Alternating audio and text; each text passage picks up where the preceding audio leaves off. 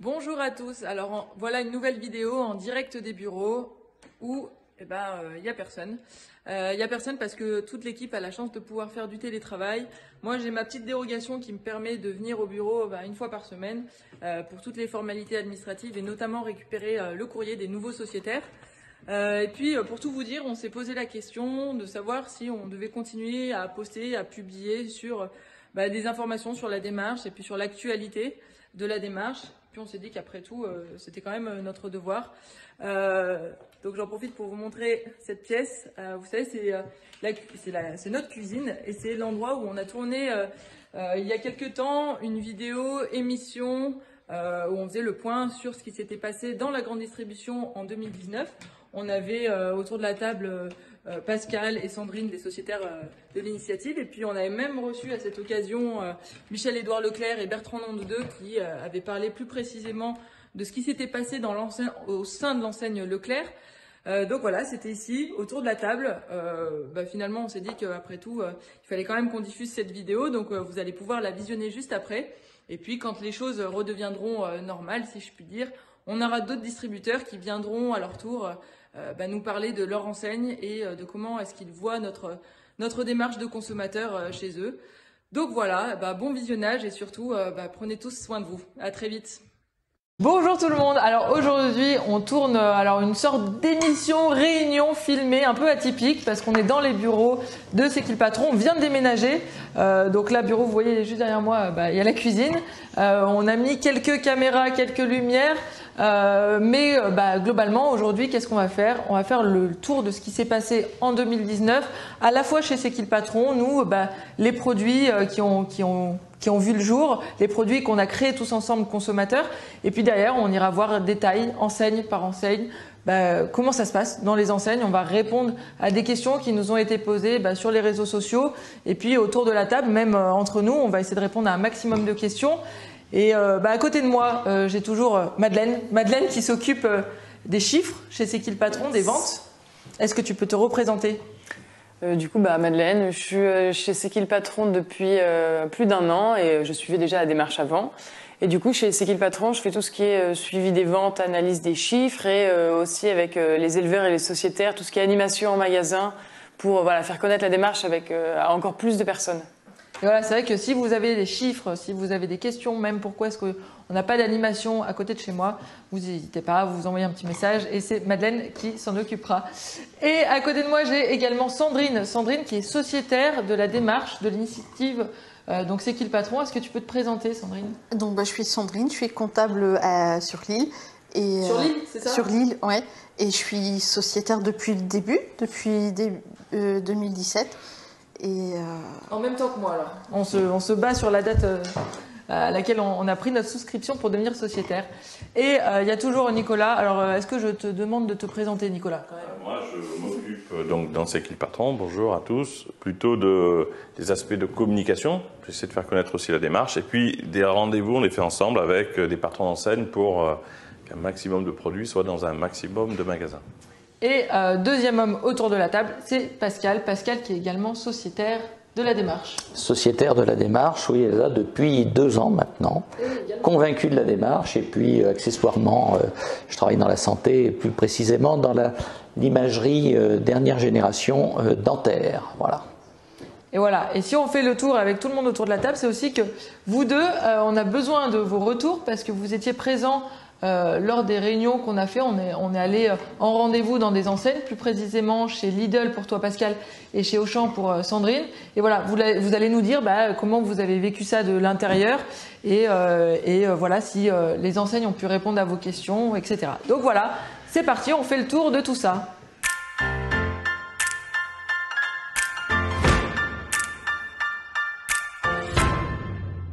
On commence avec quelques chiffres, Madeleine, des chiffres qu'on a l'habitude. Je sais même pas si on en parle.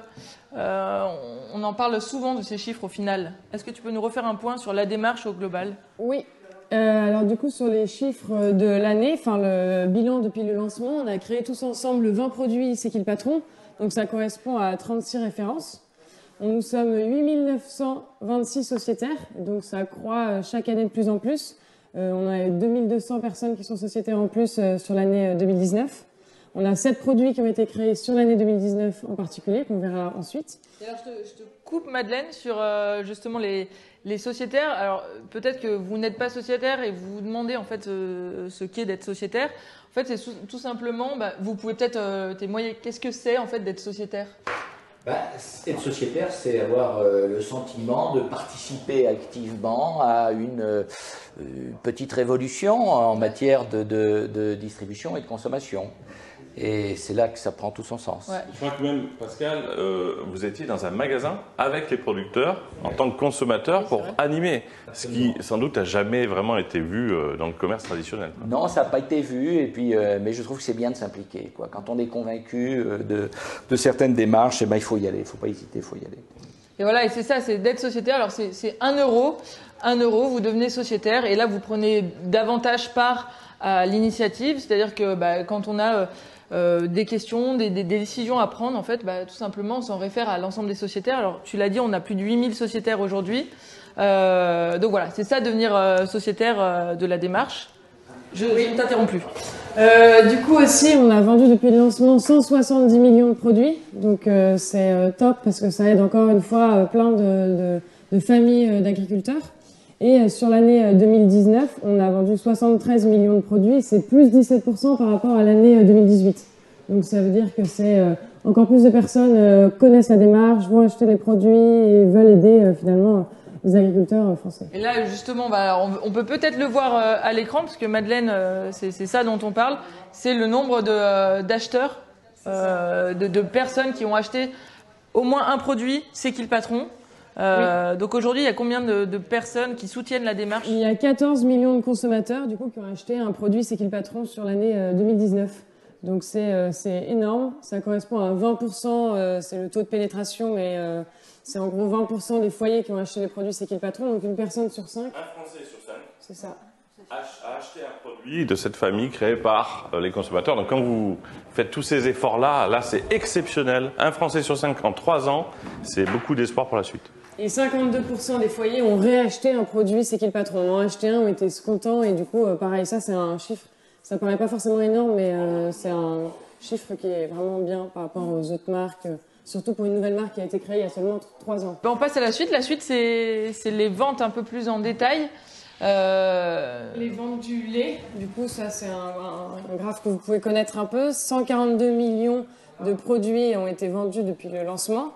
Et 59 millions en 2019, ça correspond à plus 12% par rapport à 2018 uniquement sur le lait, mais qui est référencé dans beaucoup d'enseignes qui jouent le jeu maintenant. Et alors, c'est ça, c'est que vous le voyez à l'image. Alors, ces chiffres, c'est bien sûr le lait C'est qui le patron. Vous avez l'habitude de voir la brique bleue. Mais il n'y a pas que la brique bleue, il y a la brique verte qui est le lait écrémé. On a le lait entier et puis on a la petite bouteille de 50 centilitres. Et puis dans cette démarche, en fait, on a Monoprix. C'est vrai que, alors je le dis quand j'ai l'occasion de le redire, mais on a une enseigne qui a encore plus joué le jeu, qui a décidé d'intégrer le cahier des charges du lait C'est qui le patron dans sa propre marque Monoprix. Ce qu'on appelle une MDD. Et donc voilà, c'est d'autant plus de litres de lait payés 39 centimes aux producteurs et donc d'autant plus de producteurs. Plus de 10 millions de litres ont été rajoutés de cette façon-là. Je ne sais pas si on prend une seconde pour le tableau d'après que je vois dans les mains de Madeleine. Je ne sais pas si on l'a, mais où on l'intégrera. On voit que ce lait qu'on a créé tous ensemble, il est à gauche. Il progresse, donc un lait équitable qui aide les producteurs. C'est des millions de litres et merci encore une fois à tous.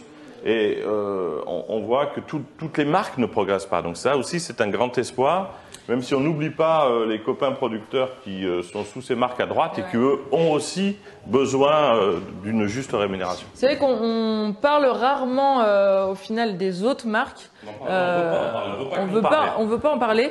Mais c'est vrai qu'on a reçu ces chiffres et on a besoin de les montrer. C'est-à-dire que la démarche, elle progresse. Il y a d'autres marques, d'autres initiatives qui progressent pas autant. Mais ce qui est important de voir dans ces slides, et ça vraiment je me dois de le dire parce que les producteurs arrêtent pas de m'envoyer des messages pour me dire parle des promotions.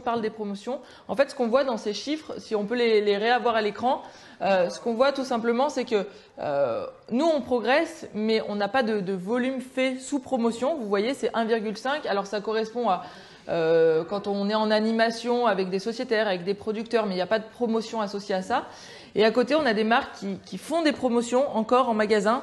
Et alors, moi, ce que disent les producteurs à chaque fois, alors c'est les producteurs qui revendent leur lait pour l'initiative, pour C'est qui le patron, mais c'est d'autres producteurs, plus globalement, c'est faites attention parce que les promotions aujourd'hui, c'est ce qui tue les producteurs et c'est ce qui tue l'agriculture aujourd'hui française. Quand vous avez une brique de lait à 50% de moins, de façon directe ou indirecte, cet argent que vous économisez, il va être impacté, il sera enlevé de la poche du producteur parce que tout le monde essaie de garder sa marge. Donc il faut y penser quand il y a des promotions. Et autre chose, il n'y a pas de commerciaux dans les magasins côté C'est qui le patron, ce qui est aussi incroyable. Et on sait que c'est parce que les sociétaires, nous tous, on se mobilise, on va voir les directeurs. Chaque mot à un chef de rayon en disant ça c'est une brique qui aide les producteurs, on est associé à l'initiative. Ça a beaucoup de poids à chaque fois pour que les magasins mettent les produits en rayon. Au-delà du lait, alors on a quelques produits dont on peut parler. On a le beurre aussi qui a bien progressé, qui est un des plus gros produits chez C'est qui le patron. On a vendu 7 millions de plaquettes de beurre en 2019 et ça correspond à plus de 25% par rapport à 2018. Donc c'est encore un beau succès de création de produits tous ensemble. Le beurre et l'augmentation du prix. Voilà. Malgré l'augmentation du prix, on pensait qu'il y aurait une chose encore plus grand. Donc encore un soutien pour aider les producteurs. Vous savez qu'il y a une augmentation du prix. Et il y a 15 centimes par plaquette qui va aider la conversion bio, le moment où les producteurs ont besoin d'aide en devenant bio. Plus d'1,5 million d'euros reversés à ces producteurs pour les aider. Et c'est pareil, c'est un succès que le monde agroalimentaire regarde avec étonnement. Vous avez peut-être un commentaire sur... Ça vous a étonné d'ailleurs ce qui s'est passé sur le beurre, l'augmentation du prix L'augmentation du prix, moi, ne m'a pas étonné.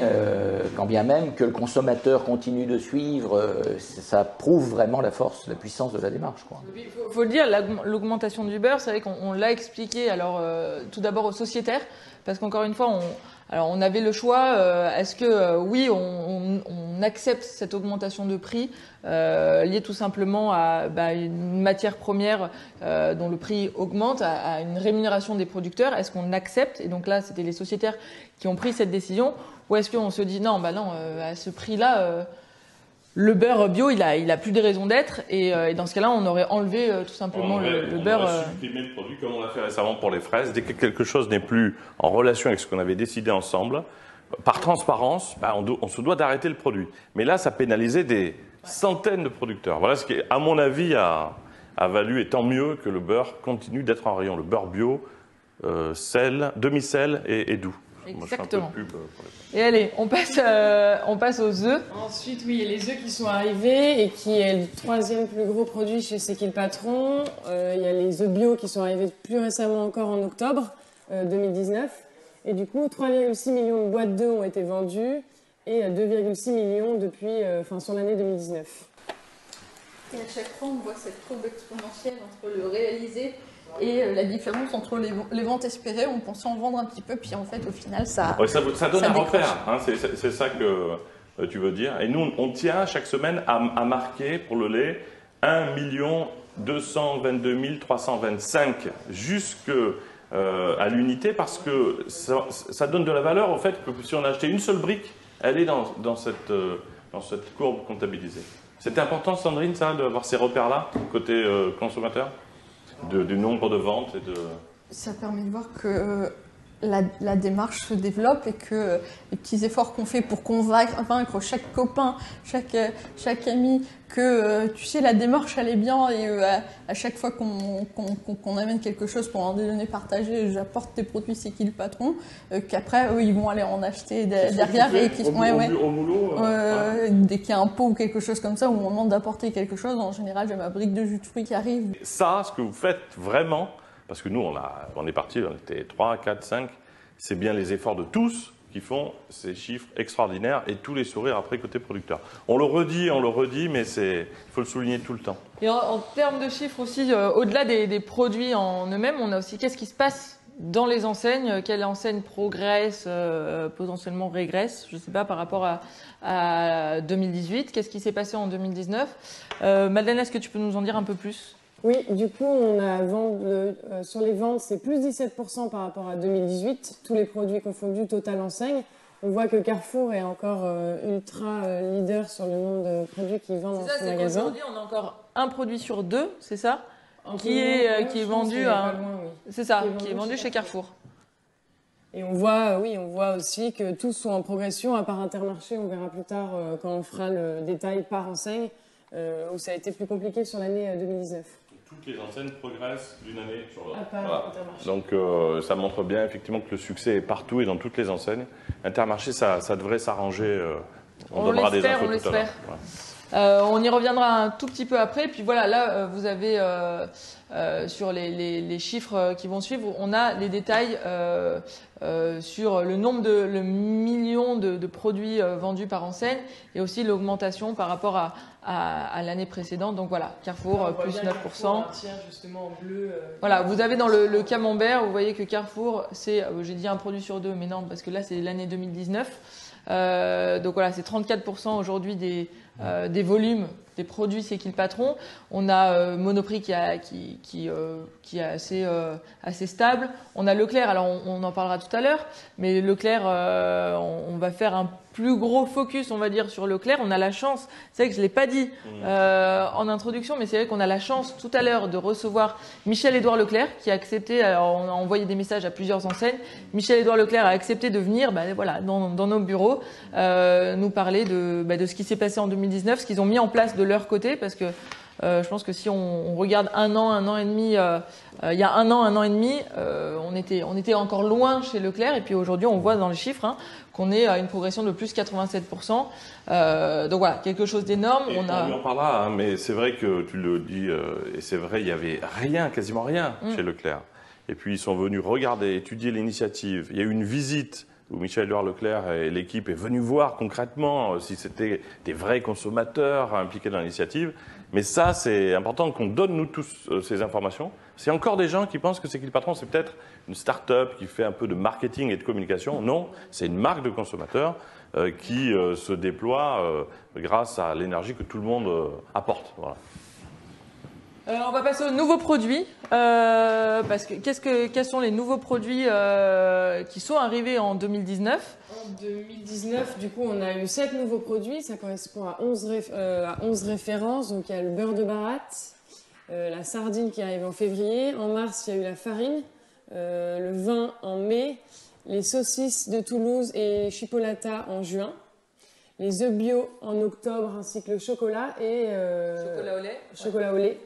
Et en novembre, les yaourts sont revenus sur toutes les enseignes. Elles étaient seulement chez Carrefour dans un premier temps. Et là, elles arrivent dans de nombreuses enseignes. C'est vrai que ça fait quand même pas mal de produits là sur un an qui sont arrivés, qu'on a développés, qu'on a créés tous ensemble. Et puis, de manière un peu atypique, on a créé la farine. Cahier des charges, C'est qui le patron.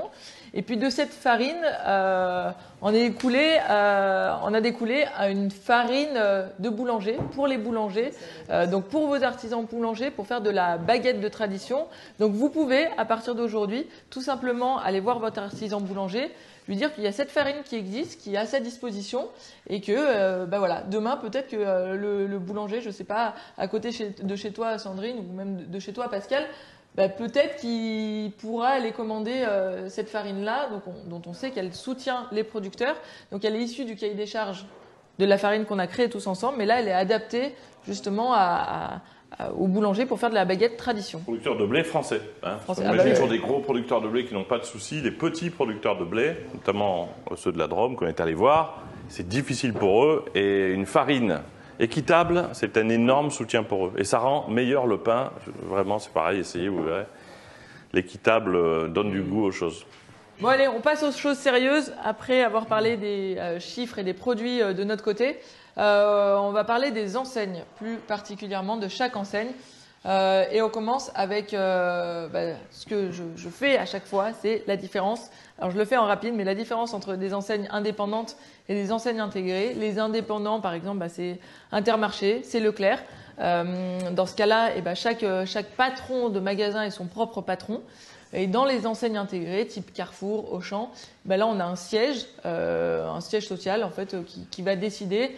Et derrière, les magasins vont suivre la stratégie adoptée par la centrale d'achat. Exactement.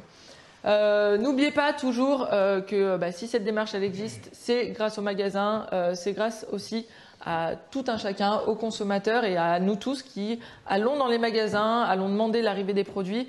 Donc comme toujours, vous pouvez demander l'arrivée des produits via l'application C'est qui le patron ou aussi tout simplement aller à l'accueil de votre magasin, aller voir le chef de rayon, lui dire que vous êtes consommateur de la démarche, vous avez même créé ces produits si c'est le cas et que vous voulez les voir arriver en magasin. Parce que bien sûr, si on est tous nombreux à les demander, ils arriveront naturellement au magasin et en fait, s'ils ne sont pas attendus… 58 lettres ont été envoyées au magasin via l'appli ou des mots donnés en direct et ça a provoqué partout l'arrivée de produits. Ça marche. Ne croyez pas qu'en disant un petit mot, s'il y a une semaine après pas le produit, c'est que ça n'a pas marqué. Dans les réunions de direction, les enseignes nous le racontent. Une demande, 2 demandes, 3 demandes. Le métier d'un magasin, c'est de proposer les produits que les gens cherchent. Et le produit arrive en rayon. Allez, on commence le tour des enseignes avec Carrefour, tout simplement. Carrefour, donc qui a été le pionnier dans la démarche. On n'oublie pas que si la démarche existe, c'est grâce à Carrefour, parce que c'est Carrefour qui a pris la décision la première fois de se dire que cette brique de lait, ok, je joue le jeu, je la mets en rayon. Et donc chez Carrefour, on continue, Madeleine, de bien progresser. De bien progresser, là on voit sur la courbe bien croissante, 76 millions de produits du coup depuis le lancement et sur l'année 2019, 28,6 millions de produits vendus. Et alors Carrefour, ce qui s'est passé en termes de produits référencés ou pas sur l'année? Ils ont référencé 2 nouveaux produits cette année, donc les yaourts, que vous connaissez peut-être déjà, et le steak haché surgelé 12% ici. Et par contre, ils ont déréférencé malheureusement la pizza, puis les pâtes sèches, puis la purée de pommes par 4. 4 produits 4 produits. 4 produits. Ah oui, parce qu'il y a le… Il y a 2 paquets de pâtes. Ah oui, tout à fait. Donc 4 références en moins chez Carrefour. Et 2 en plus. Et tu en as l'explication, je ne sais pas si tu veux le dire, mais pour que les gens comprennent. Pourquoi à un moment donné, il y a ce resserrement alors que Carrefour est à l'origine de l'initiative? Tu peux expliquer. Moi, c'est encore un grand mystère, je vous avoue. Carrefour, c'est compliqué parce que Carrefour, encore une fois, est le pionnier sur la démarche. Et on sait très bien qu'il joue le jeu à fond sur le lait. Aujourd'hui, on a plein de palettes de lait dans les magasins Carrefour. Malheureusement, sur plusieurs produits, on assiste à des déréférencements. Alors, on ne sait pas toujours pourquoi. On nous dit que en magasin, ça tourne pas assez, ce qui veut dire qu'on ne fait pas assez de ventes. Moi, j'ai ma petite frustration personnelle parce que c'est vrai que quand on est d'une démarche, on ne peut pas demander non plus.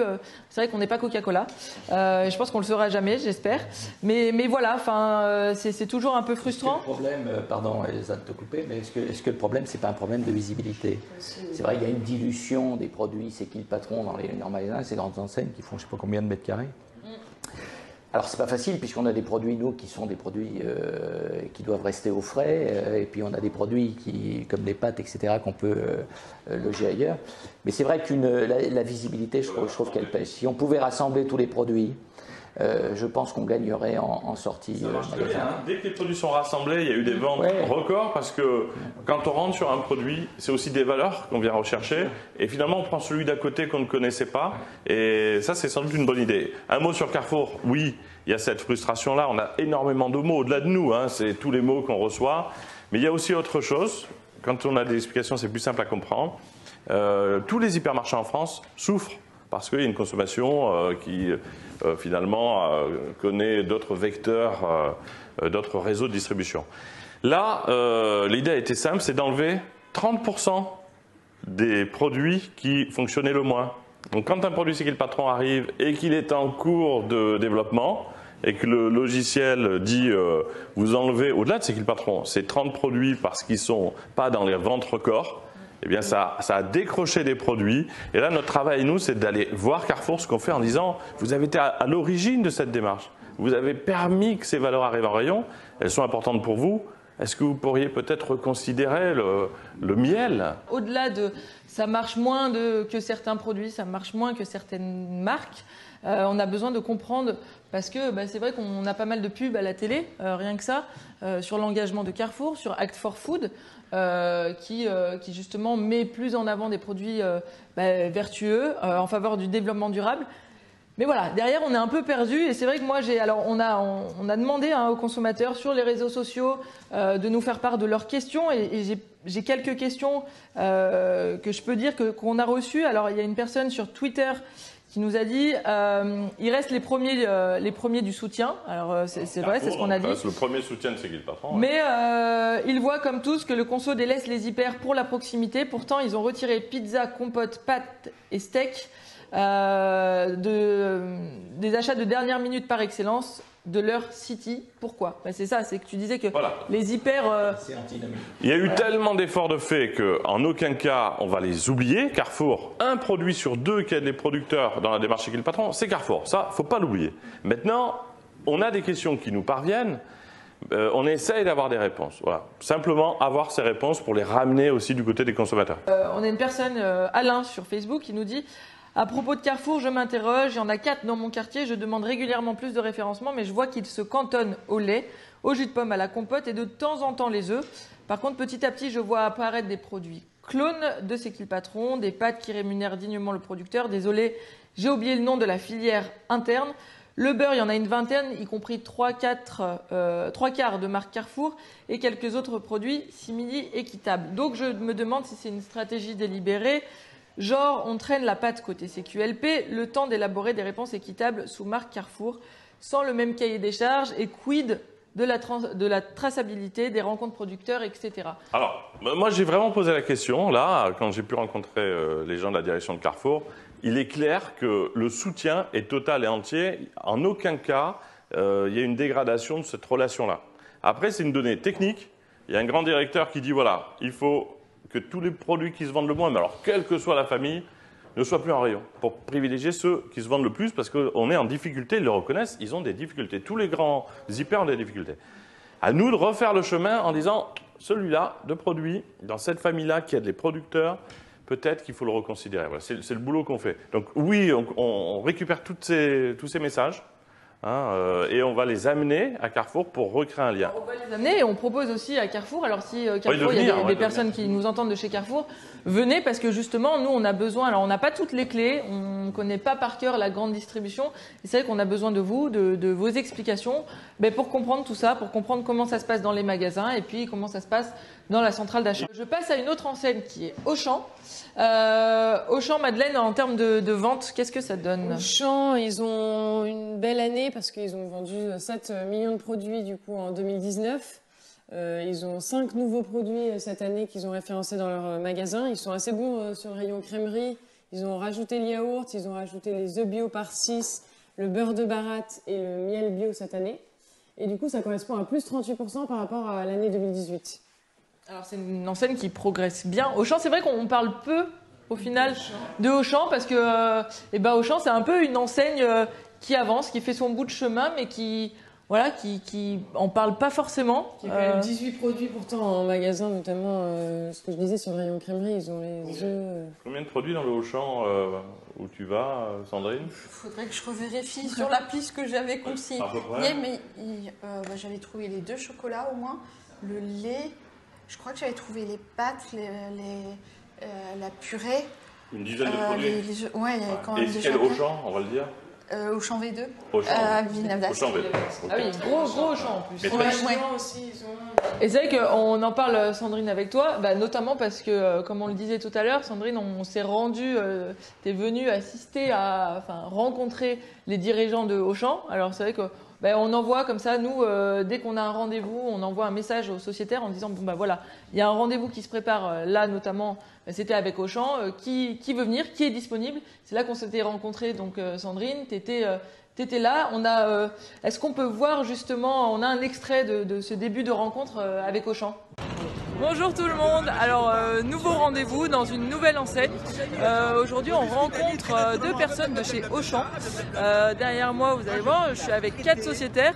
On a 2 sociétaires de la région Île-de-France et puis on a 2 Lillois qui sont là aujourd'hui. Derrière vous pouvez le voir, On a également une journaliste qui est venue nous voir pour filmer un peu, prendre nos impressions sur ce rendez-vous un peu atypique en fait, chez un distributeur avec des consommateurs, des sociétaires. Qu'est-ce que tu as pensé de ce rendez-vous avant qu'on voit la petite vidéo?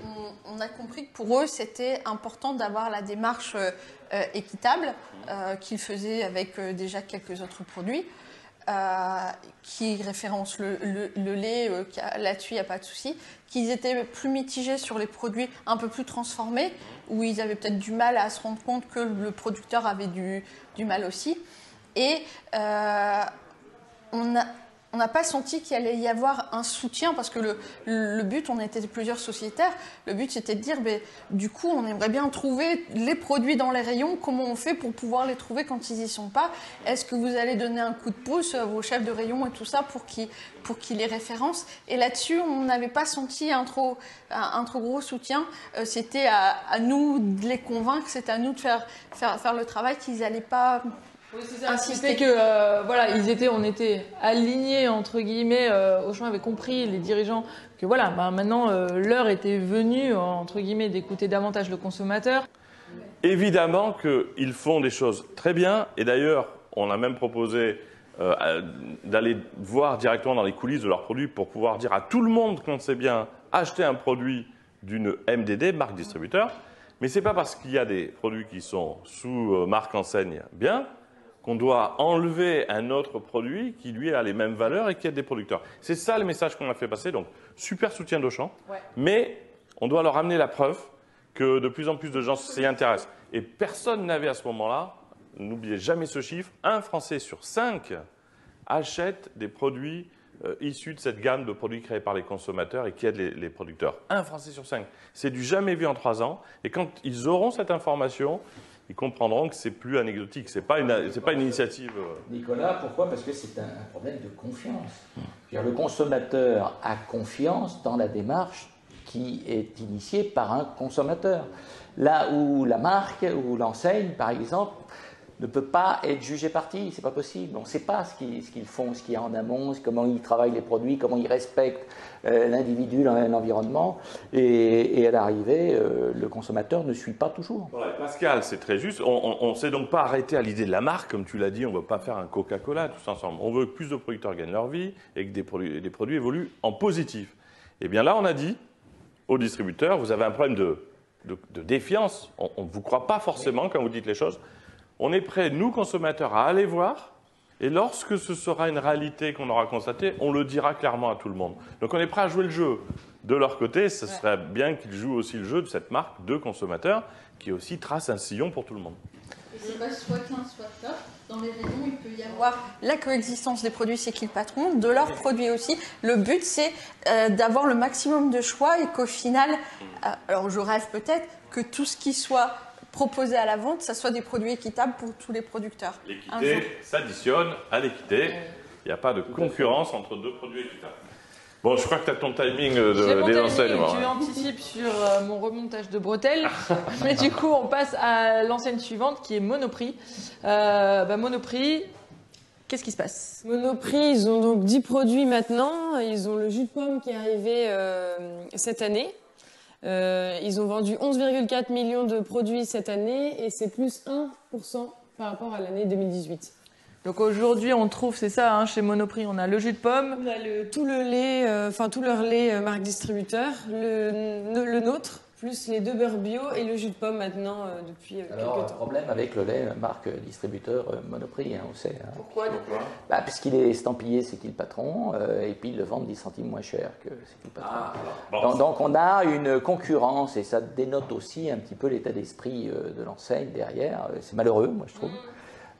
Mais on sent bien qu'ils essayent de placer leur propre lait en utilisant l'estampille C'est qui le patron. Mon rôle, c'est de donner des infos. Ils nous l'avaient dit dès le départ. C'est-à-dire qu'ils avaient fixé une règle du jeu en disant « Nous, on ne peut pas, avec une marque distributeur, ne pas être dans la logique de ces marques distributeurs un peu moins chères. » On s'est réunis, on s'est dit « Il y a 10 à 13 millions de litres par an qui peuvent devenir équitables si on accepte ces conditions-là. » Et au nom du soutien des producteurs, et pour eux, on s'est dit non, on ne peut pas refuser. Donc c'est vrai qu'ils l'avaient dit, ça n'a pas été, je dirais, quelque chose, mais ça reste effectivement une différence. C'est l'évolution justement des ventes des briques de lait, c'est qu'ils patronent chez eux par rapport à leur... Ça se marie très bien, ça c'est un super espoir, c'est-à-dire qu'il n'y a pas eu une dégringolade des ventes des produits du lait C'est qui le patron, qui aide d'un côté le producteur, quand en même temps les briques de lait Monoprix, qui contiennent du lait C'est qui le patron, avec le même cahier des charges, se vendent aussi. Donc, ce que disait Sandrine est juste, Il y a les deux, ça entraîne par le haut l'histoire, voilà. Et ça, il faut qu'on puisse le prouver dans des magasins. Bon, ça fait que 3 ans que l'initiative est là, ce qui est incroyable, mais...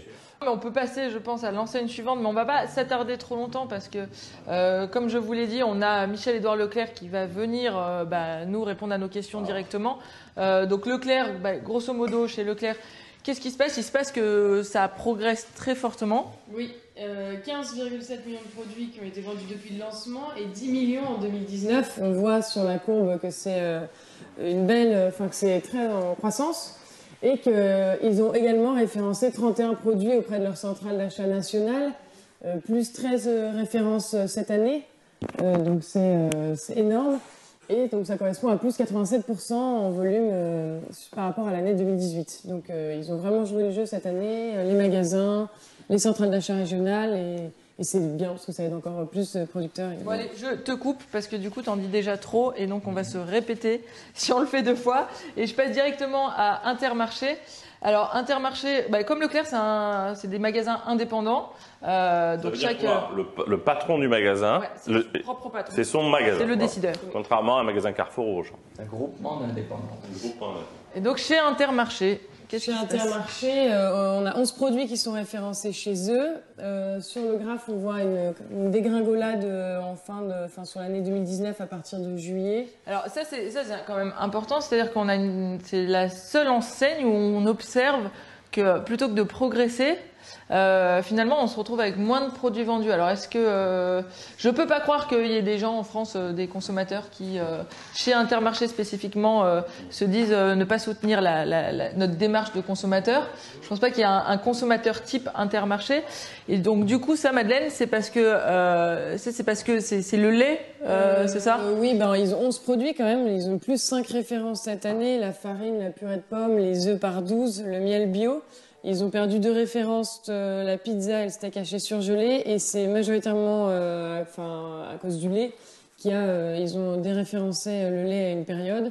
Ils essayent apparemment de peut-être le référencé. Ah oui, alors, ça veut dire enlever la possibilité au magasin de commander. Ouais. Bon. Oui.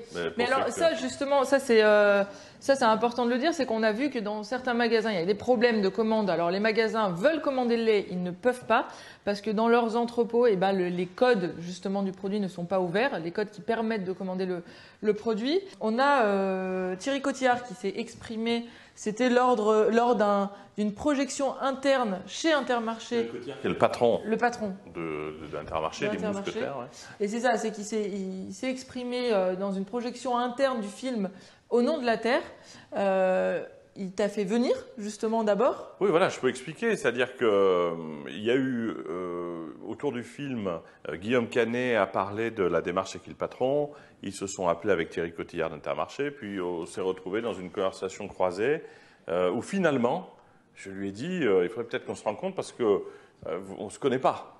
Une fois qu'il a rencontré, récupéré des informations et mieux connu la démarche et son histoire, il a dit OK, il faut qu'on donne un coup de pouce. Il a dit, je te coupe, il a dit ce qu'on va voir en vidéo tout de suite. Ce qui est vraiment important, il y a une idée qu'il faut qu'on combatte, c'est de penser qu'on aurait le monopole chez Intermarché du monde de l'équitable. Moi, je m'inscris en faux par rapport à ça. On doit être très, très, très fiers, évidemment, de ce qu'on a fait sur Merci, parce que Merci, on est en train de le transversaliser. Au lieu de faire 5 millions ou 10 millions de litres, on en fait 30. Et je crois que si on veut bouger les lignes, c'est comme quand on met le Franco-Score sur la table, ça ne peut pas être que nous. Et donc ta démarche est complémentaire de la nôtre, et c'est ensemble qu'on sera plus fort et qu'on changera, j'espère, un petit peu le monde. Et donc ce qu'il dit quand même, Thierry Cotillard, est assez fort. Il dit ça ne peut pas être juste une démarche, notre démarche. C'est vrai qu'ils ont créé le lait Merci qui rémunère également mieux les producteurs. Il dit que ça ne peut pas être juste ça, ça doit être une autre démarche. Donc c'est qui le patron, la démarche des consommateurs, avec d'autres démarches. Et c'est hyper fort pour un responsable, un patron d'enseigne, de se dire que pour une fois, devant ses équipes, il dit pas bon, c'est nous et c'est pas eux, c'est nous tous ensemble. C'est ce fameux, ce qu'on dit, c'est un produit équitable s'additionne à un produit équitable. Là, il le dit à ses équipes. Ouais, c'était une très bonne nouvelle. On était ensemble. Vraiment, il y a tous les cadres d'Intermarché dans ce moment-là. Et qu'ils le disent, effectivement, c'est symbolique d'une nouvelle vision. On n'est plus recentré sur notre gamme Merci équitable et puis on considère ça comme un produit concurrent. C'est pas vrai. Il faut qu'un maximum de produits équitables soient en rayon.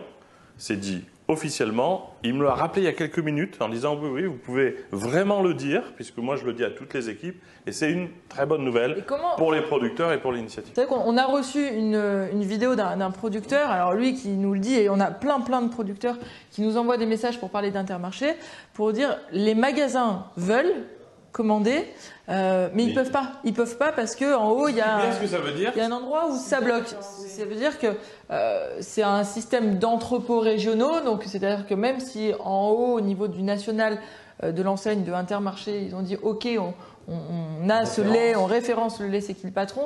Derrière, il faut que les entrepôts régionaux puissent commander. Et si dans ces entrepôts, on leur bloque le code C'est qui le patron, ces entrepôts, ils peuvent pas se fournir et donc ils peuvent pas fournir les magasins. Donc le travail qu'on va faire, nous, et je vais le faire aussi moi de mon côté, c'est de faire en sorte, en réexpliquant, il faut qu'on soit humble aussi face à ces magasins, qu'on leur explique la démarche et tout le sens que ça a pour les producteurs. On va essayer de réouvrir toutes ces centrales régionales pour que les magasins puissent recommander le lait. Ce qui n'est plus le cas dans beaucoup de régions. Et on posera du coup, alors si Thierry Cotillard veut venir autour de la table, on lui posera la question. Tout à l'heure, il y a Michel-Édouard Leclerc qui va venir nous parler de ce qui se passe chez Leclerc, pourquoi potentiellement ça peut bloquer parfois, répondre à nos questions.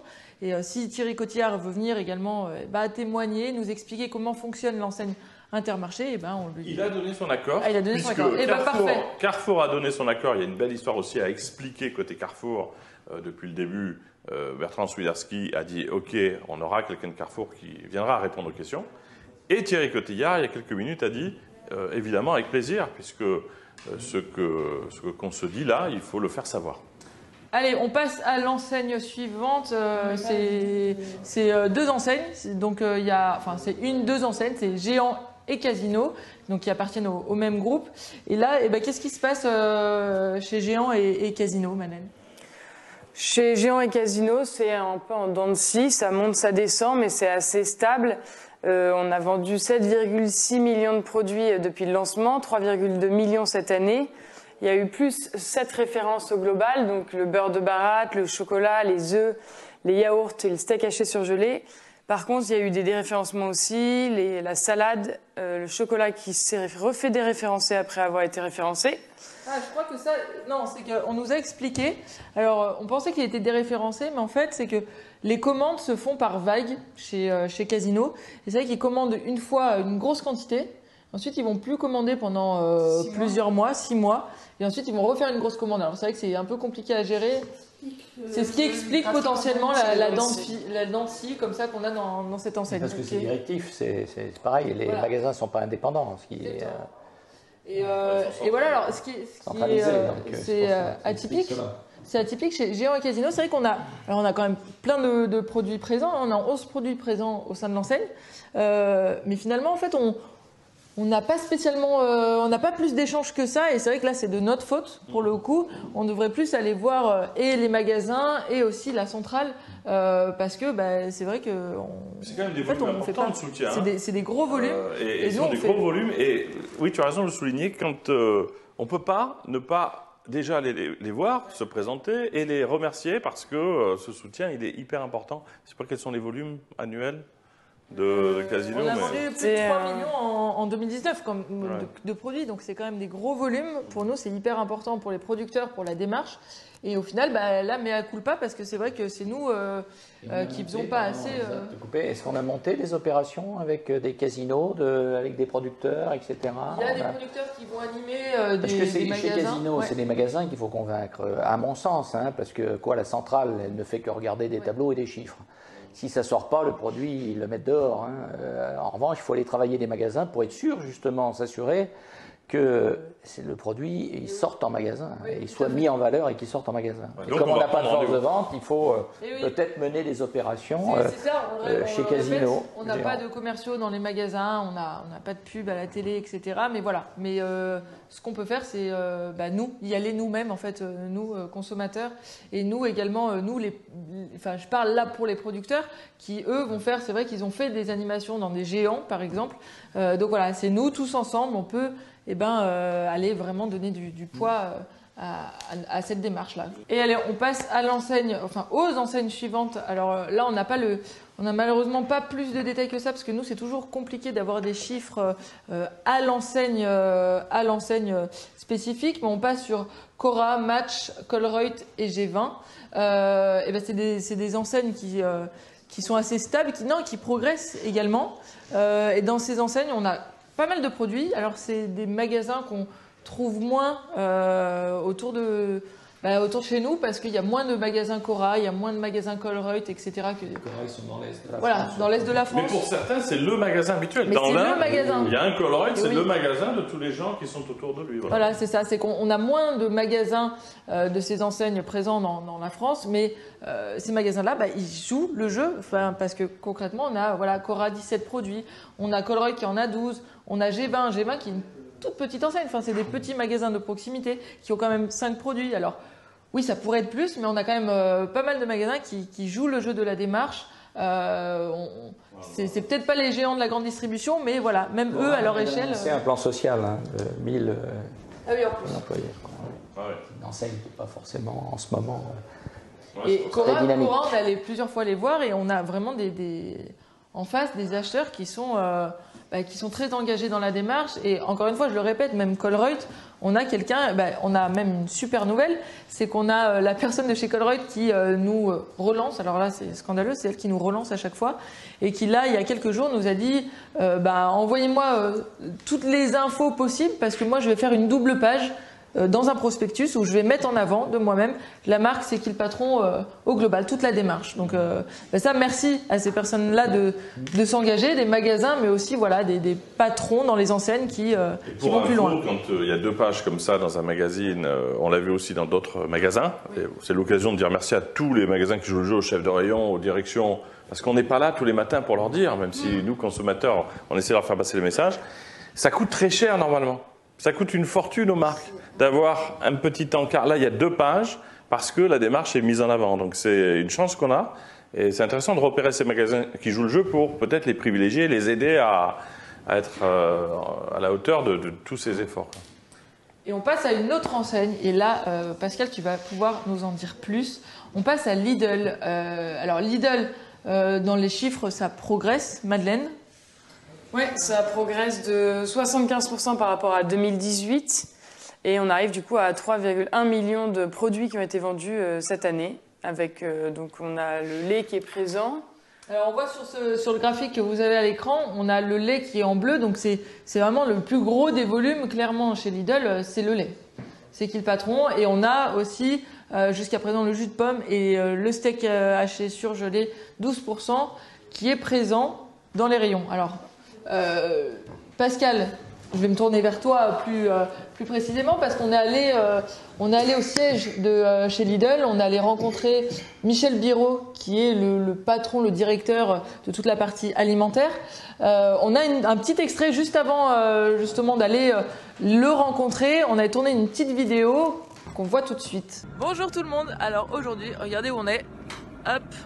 Vous le voyez là, on est chez Lidl et on est chez Lidl avec des sociétaires. Vous avez vu passer certains, les sociétaires dans la newsletter, justement un appel parce qu'on a réussi à décrocher un rendez-vous pour rencontrer le patron de Lidl. Et donc voilà, aujourd'hui on va le voir. Qu'est-ce qu'on va lui dire? On va lui dire qu'il faut qu'il référence un maximum de produits C'est qui le patron parce que la démarche est louable et qu'il faut fédérer le plus grand nombre de consommateurs. Et voilà, donc on va chez Lidl. Alors il avait pris des engagements juste avant de se dire qu'il allait référencer plus de produits dans ses magasins. Ensuite on va le voir parce que voilà, on fait le point. Il n'y a pas énormément de produits qui sont rentrés, mais quand même des sacrés volumes, notamment sur le lait. Et on va le voir et rendez-vous assez atypique parce que on a le droit au tout début à Un show. Un show. Un one-man show, je dirais. Je pense que Michel Biérot nous a reçus un peu comme on reçoit des extraterrestres qui arrivent d'une autre planète. Il nous a tout montré. Je pense qu'il a surtout cherché à se vendre, à vendre sa démarche, à nous vanter ses produits et la façon dont il les pensait, il les réfléchissait et il les aboutissait. Plus que de nous écouter en fait au départ. Justement, ce qu'il nous a dit, c'est que Lidl s'engageait davantage dans des démarches équitables sur pas mal de filières. C'est ça ? Il nous a fait comprendre qu'en fait Lidl avait revu complètement sa stratégie.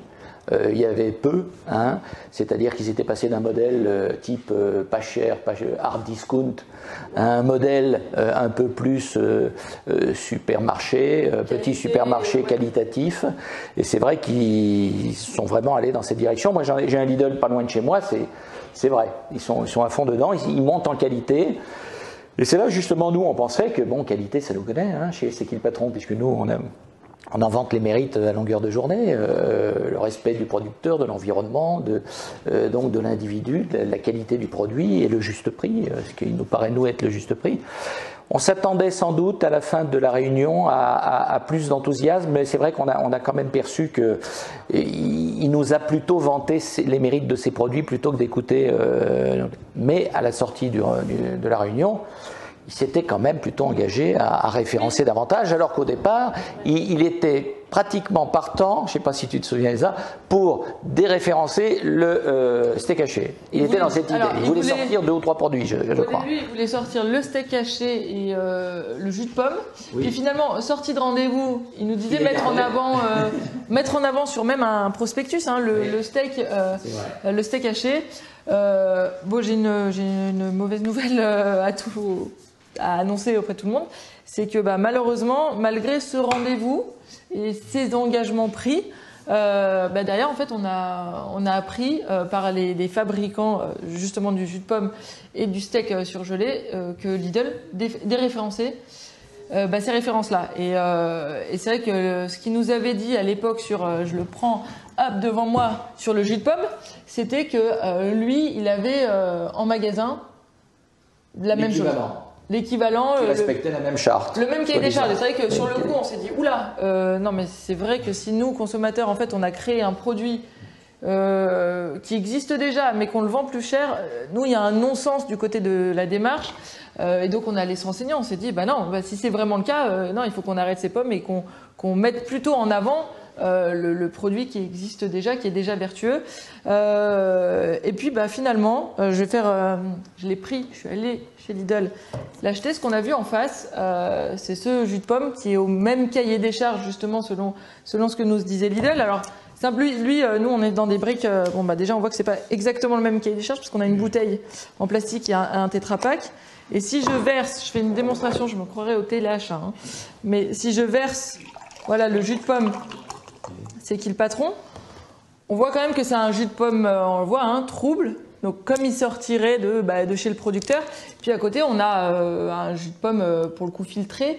Et donc même au-delà même de parler de rémunération de producteur, ce qu'on n'a pas réussi à avoir de la part de Lidl sur ce produit-là, même comme ça de visu, en fait, on voit qu'on n'est pas sur le même cahier des charges. Et c'est ça qui est dommage, c'est que non, on n'est pas sur le même produit. Et donc voilà, c'est bien de nous recevoir et merci de nous recevoir en réunion parce qu'on a l'occasion de poser plein de questions. Mais derrière, parfois les réponses sont un peu décevantes. Je peux essayer de défendre aussi un peu avec Michel Biérot et Lidl. Michel Biérot, donc le patron de Lidl, que vous avez vu, il est considéré comme un des patrons les plus modernes sans doute. D'ailleurs, c'est une très forte progression. Lidl, il y a beaucoup de communication. Et il manque pas grand-chose. Moi, je ne désespère pas d'arriver à un moment donné à trouver un terrain d'entente. Peut-être qu'il faut qu'on donne plus d'informations.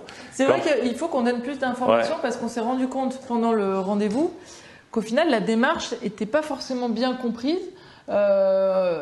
J'avais le sentiment qu'ils pensaient qu'on parlait de produits, de marques, mais au final, on n'avait pas forcément cette connaissance de le cahier des charges, le questionnaire, tout est voté par les consommateurs. Et c'est vrai qu'en fait, on a un déficit, nous, d'explication. On en a parlé après, je lui en ai même parlé, parce que c'est quelqu'un avec qui on peut parler très librement. Et je crois qu'il ne savait pas vraiment comment fonctionnait un questionnaire. C'est-à-dire qu'on ne peut pas à un moment donné penser qu'une démarche n'est pas vertueuse si on n'est pas allé regarder. Je me suis permis de lui dire. Il faut aller voir le questionnaire, il faut se rendre compte que c'est des vrais sociétaires, des gens qui prennent des jours de congé, qui se bougent, qui soutiennent des producteurs, qui en font un succès. Encore une fois, c'est une coopérative, on n'est pas dans une structure avec des actionnaires qui font du marketing. Donc, non, ça n'est pas l'histoire que Michel Biérot a en tête. Je ne sais pas comment le dire et faire en sorte qu'il soit plus sensibilisé à l'histoire. Et au-delà de nous, franchement, c'est peut-être à vous d'aller dans les magasins, Lidl, en expliquant que les 14 millions d'acheteurs que nous sommes aujourd'hui, un Français sur 5, c'est plus une anecdote, le font pour des bonnes raisons, pas pour des raisons liées à la com et au marketing. D'autant que notre démarche semble s'inscrire davantage aujourd'hui dans celle de Lidl qu'hier. Enfin, je veux dire, vu le virage qu'ils ont pris eux-mêmes. Je ne comprends pas pourquoi, avec Lidl, on n'est pas meilleur. C'est pas que Lidl, mais on le ressent aussi dans d'autres enseignes. Il faut imaginer des équipes, j'essaie de les défendre aussi, qui ont des valeurs. Alors U, c'est le plus grand exemple. C'est une très jolie enseigne qui a des valeurs, qui défend l'équité, la qualité, tout ce qu'on vient de se dire. Mais là, il y a deux visions. Il y a l'équipe qui se dit « Ah, j'ai une démarche qui vient des consommateurs, elle a beaucoup de sens, je la mets en rayon, on va en faire un étendard qui va faire sa part de travail pour aussi que ça résonne sur mes propres produits. » Ça me semble être un peu la bonne façon de voir les choses. Et puis il y a « Je suis un professionnel, j'ai le travail au quotidien qui consiste à faire ces produits. Il ne faut surtout pas que je mette une démarche qui éventuellement serait peut-être plus vertueuse sur certains aspects, parce que je vais créer un contraste entre mon travail et ces produits. Mais là, avec les enjeux qu'il y a au niveau mondial, environnementaux, les enjeux au niveau des producteurs, c'est pas possible d'être dans cette épicerie de considération sur les valeurs. Où on a des valeurs et on regarde une démarche comme celle-là, soutenu par énormément de consommateurs qui sont aussi des clients de Lidl, ou alors on fait une démarche seule, mais c'est très compliqué d'être crédible dans l'incarnation de ces valeurs. Et encore, on a eu du mal à comprendre, hein, parce que Lidl, pour le coup, joue vraiment le jeu sur le lait. Moi, je suis allée dans Lidl à côté de chez moi, il y a quand même une palette de lait C'est qui le patron au sol, à côté d'un lait Lidl. Donc c'est vrai que ça dépend aussi parfois des produits, mais voilà, nous on a besoin juste que le discours soit assez honnête. En fait. Là on prend un grand risque, hein, Elsa, il faut le savoir. On va regarder les chiffres, on va surveiller, mais cette vidéo, elle peut aussi provoquer un effet négatif, et là ça serait tout l'inverse de ce qu'on souhaiterait. Si un magasin Lidl qui fait des efforts voit une vidéo comme celle-là, se dit « mais attends, je fais des efforts et finalement on me stigmatise sur les questions de valeur, je l'enlève », c'est des producteurs qui vont se retrouver pénalisés. Mais à la fois, si on ne dit rien, alors qu'il y a une erreur de jugement, que les informations qu'a l'enseigne ne sont pas bonnes, on ne fera jamais progresser les choses. Donc on fait ce choix-là. Moi, j'investis tout sur l'intelligence et la modernité de Michel Biérot sans lui faire plaisir. Tout le monde le considère comme quelqu'un qui a compris les enjeux. On se tient à sa disposition pour lui amener beaucoup plus d'infos, mais il faut reconsidérer le mariage des valeurs et pas la stigmatisation d'une initiative équitable contre une autre initiative équitable. Voilà. On passe, je ne sais pas si, Pascal, tu avais d'autres choses à dire. Ah, bah, c'est tout. Bon, on passe à l'enseigne suivante, alors, qui est Système U. Madeleine, je te laisse parler de Système U. Système U, on a un produit toujours, le lait.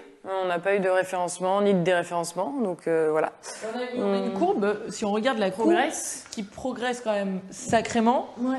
Mais c'est quoi, 3 millions de produits. Ah oui, mais là on parle de volume un peu plus petit que sur les autres enseignes. Donc c'est vrai qu'on progresse fortement, mais on n'est pas encore malheureusement dans tous les magasins Super U ou Hyper U qui existent en France. C'est quel pourcentage? On ne sait pas le nombre de magasins. Dans lesquels on est sur Système U. Je ne sais pas du tout. Avant de dire qu'on est un peu déçu comment on vient de le faire sur Lidl, d'abord, et c'est pas juste encore une fois de la courtoisie, il faut dire merci à tous les magasins, alors que l'enseigne n'est pas véritablement portée sur le soutien à la démarche, c'est qui le patron. Il y a des magasins, aussi avec le soutien des consommateurs, Super U, qui défendent la démarche. Merci à tous ceux-là. Et puis après, alors là, c'est...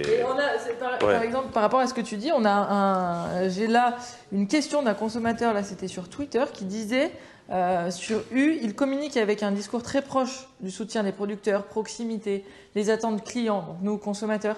Et en fait, il s'oppose obstinément à la démarche C'est qui le patron. Et là, le consommateur doit bien connaître l'enseigne parce qu'il nous dit on aimerait entendre Monsieur Schelcher nous expliquer pourquoi. Monsieur Schelcher, c'est le patron, c'est ça Oui, je l'ai rencontré aussi, c'est aussi mon rôle de le rencontrer. Mais là, encore une fois, avec toute la bienveillance qu'on essaie d'avoir, nous, dans notre approche, là, c'est absolument incompréhensible. On voit toutes ces publicités de U. On a l'impression que si on enlève la fin, on pourrait imaginer qu'on n'est pas loin de les valeurs que nous avons et on pourrait voir un produit C'est qui le patron ou d'autres démarches. Il ne faut pas uniquement parler de C'est qui le patron derrière. Et puis non. Alors effectivement, tant mieux. Les produits marques distributeurs de U font des efforts et ça, c'est une très bonne nouvelle.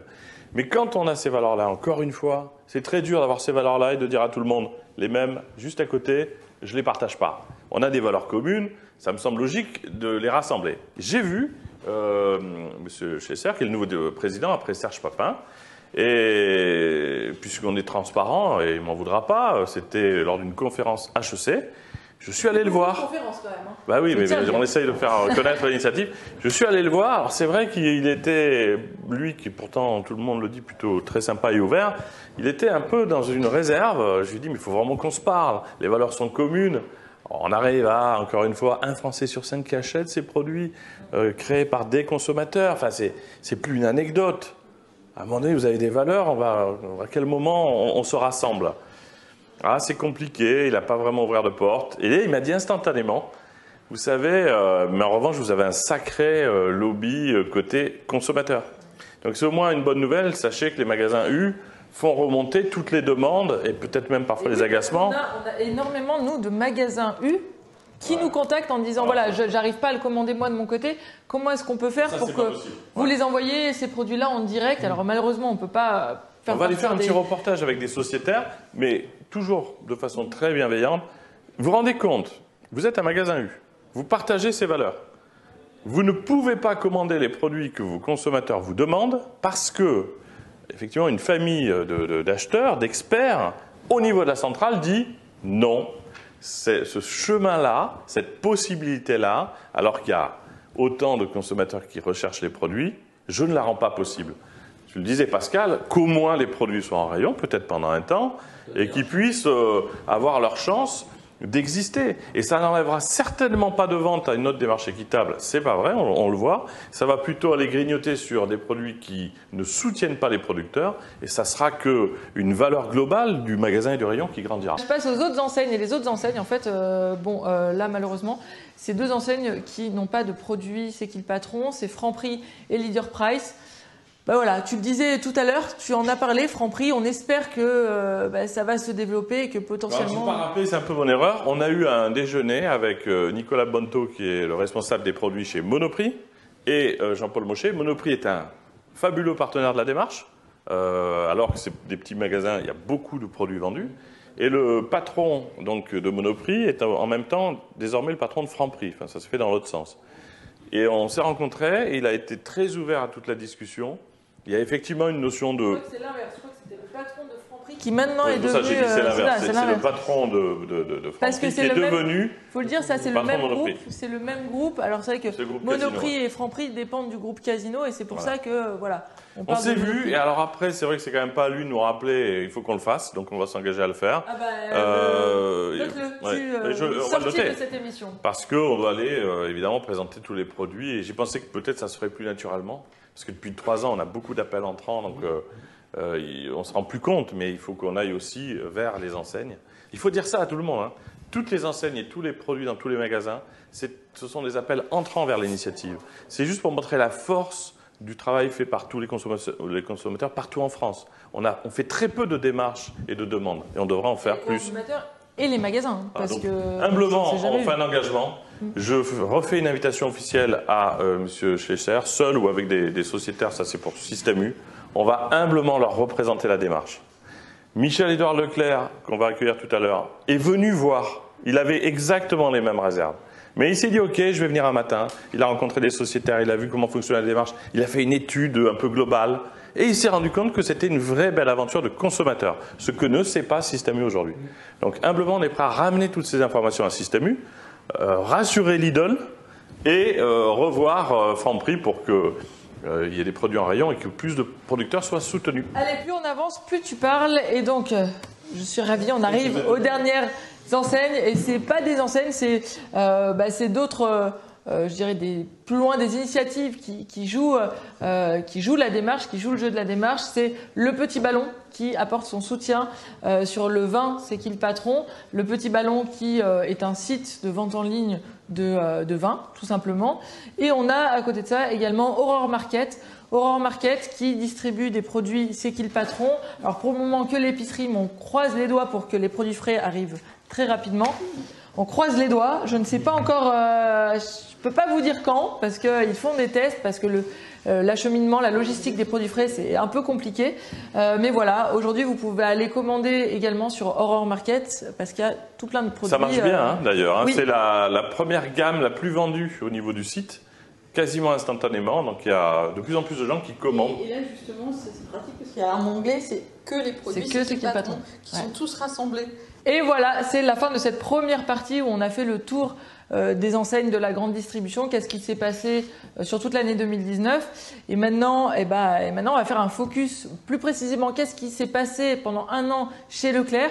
Et pour ça, on va aller chercher, ils arrivent là dans quelques minutes, on va aller chercher Michel-Édouard Leclerc et Bertrand Nondedeux de l'enseigne donc Leclerc, qui va nous expliquer comment ça marche chez eux, qui va répondre à nos questions. Et je pense qu'on en a un petit paquet, donc on a hâte de les retrouver autour de la table.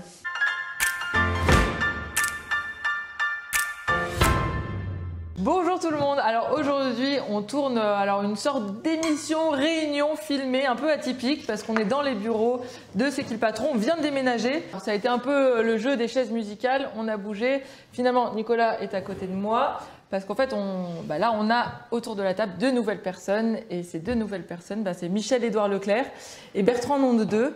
Alors, est-ce que vous pouvez vous présenter rapidement ? Alors, Michel-Édouard, épicier, breton, de Landerneau, fier de son attache régionale. Et j'essaie d'être le bon influenceur du mouvement Leclerc. Bonjour, moi je suis Bertrand Nondedeux, je suis salarié du mouvement Leclerc et je suis en charge du commerce et de l'achat. Ok, donc là c'est la première fois qu'on reçoit là autour de la table, nous, un distributeur qui accepte de venir à la fois faire la rétrospective, ce qui s'est passé en fait sur 2019, et puis aussi répondre à nos questions. On a pas mal de questions, on a toujours Pascal et Sandrine autour de la table qui ont également des questions. Votre société, peut-être vous représenter rapidement Pascal, je suis moi sociétaire depuis 2 ans et j'officie dans le domaine de l'imagerie dentaire. Sandrine, je suis sociétaire depuis le début, donc depuis 2017, je crois, et je suis comptable à Lille. Voilà. Et on rappelle que sociétaire de la coopérative, c'est une coopérative, c'est qui le patron, et on est tous rassemblés, et chacun y met évidemment son énergie, et ça devient un succès collectif. Voilà. Alors, là aujourd'hui on fait rétrospective 2019, mais il s'en est passé quand même pas mal de choses en 2019. Merci d'être là, parce que vous avez accepté aussi d'être là, de répondre à nos questions. Vous ne connaissez pas les questions, et c'est vrai que vous êtes parfois un peu maltraité sur les réseaux sociaux, etc. Donc c'est une prise de risque. Merci quand même pour ça. Ce que je vous propose, c'est qu'on revienne un peu sur tout ce qui s'est passé depuis le début de l'initiative. Et en fait, ça a commencé, si je puis dire, le début, ça a commencé en octobre 2017 avec Leclerc.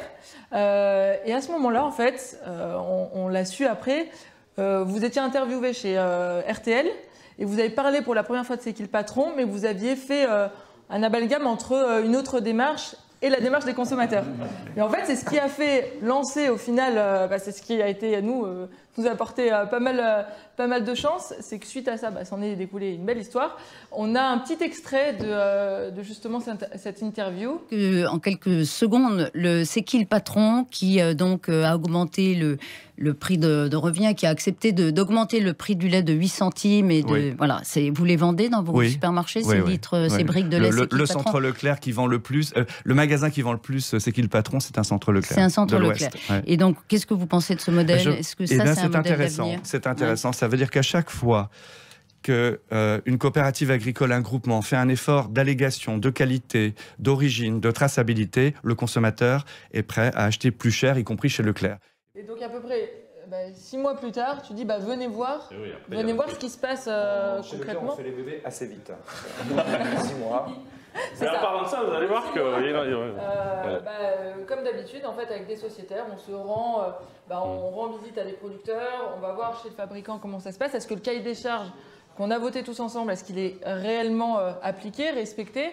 Et là, lors de cette visite, là, avec des sociétaires, vous étiez présents tous les deux.